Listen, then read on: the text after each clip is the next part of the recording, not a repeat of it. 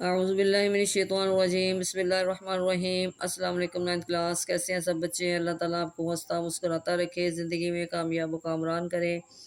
جی بچوں، آج ہم اسلامت لازمی میں حدیث کا ترجمہ پڑھیں گے اور اس کو سمجھیں گے۔ ہماری حدیث ہے 10، قل المسلمی، ہر مسلمان کا، علی المسلمی، دوسرے مسلمان پر، حرام، حرام ہے، دمہ، اس کا خون، و مالہ، اس کا مال، و عرضہ، اور اس کی عزت۔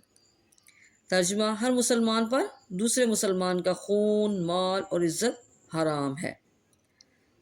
جی بچوں، اب اس حدیث میں ہمیں بتایا جا رہا ہے کہ اس حدیث شریف میں رسول خاتم النبیین صلی اللہ علیہ وسلم نے ارشاد فرمایا کہ ہر مسلمان کے لیے لازم، ضروری ہے کہ وہ اپنے مسلمان بھائی کی عزت کرے، اس کا قتل، اس کا مال، اس کی عزت اس پر حرام ہے۔ یعنی ہر مسلمان کا خون، مال، جائیداد، عزت، آبرو دوسرے مسلمان پر حرام ہے۔ یہ کس قدر سنہری اصول ہے۔ حقیقت یہ ہے کہ اگر انسان کی جان و مال اور آبرو کا تحفظ ہو جائے تو یہ دنیا واقعی جنت بن جائے، کیونکہ ان تینوں چیزوں کو بنیادی حیثیت حاصل ہے۔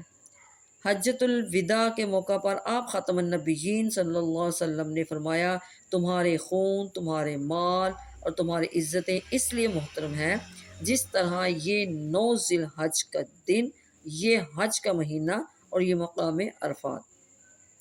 اب ہمیں اس حدیث میں مسلمانوں کی عزت و عظمت بیان کی گئی ہے کہ مسلمان نہ تو کسی مسلمان کا قتل کرتا ہے، نہ اس کا مال چھینتا ہے، اور نہ کسی کی بے عزتی کرتا ہے۔ وہ کسی پر ظلم و زیادتی نہیں کرتا، کسی کا حق نہیں چھینتا، اس کے لیے یہ سب چیزیں حرام ہیں۔